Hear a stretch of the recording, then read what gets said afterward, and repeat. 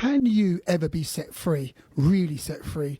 Now, what we need to understand is that us, when we're following Christ, is that freedom is not something that just happens instantaneously. Sometimes it does, but sometimes it doesn't, okay? And sometimes it goes through a process, a daily thing. As you are walking with Christ, you become more and more and more and more free in the way you think, in the way you do things, in the way you speak, in your lifestyle. It becomes more and more free the more you're with Christ. So what we are looking for a lot of times is something instantaneous, an instantaneous freedom. Don't get me wrong.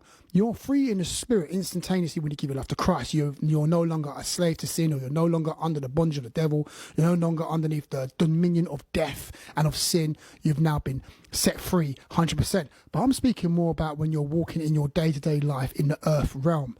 You are facing challenges. You're facing a certain way of thinking, because a lot of bondages and a lot of strongholds in your mind. And sometimes those strongholds in your mind take time to become free. As you grow in Christ, as you grow in revelation, as you grow in understanding, you break out of those bondages and you start to be free in the way you think and free in many areas of your life. Now, there's things that I used to struggle with when I was younger in the Lord, and I struggle with them no more. Why? Because I've grown out of those struggles. I've become a bigger person, a bigger son of God through revelation and understanding. So what we need to understand is that it's a process.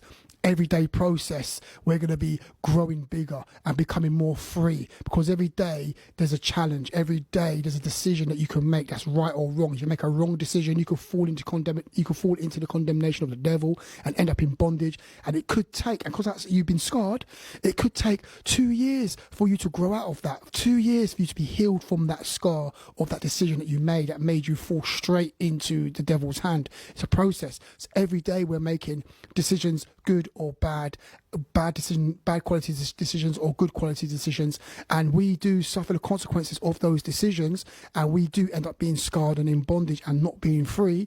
But as time goes on, as we keep growing, keep following Christ, we start getting delivered, we start getting freed, we start becoming whole. Our life becomes more and more godly, more and more healthy.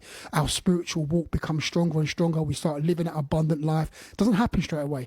It's a process. So we have to stay with the process, trust the process, trust Christ, and keep walking with him. And you will become freer and freer and freer as you grow older, as you get older in the things of God.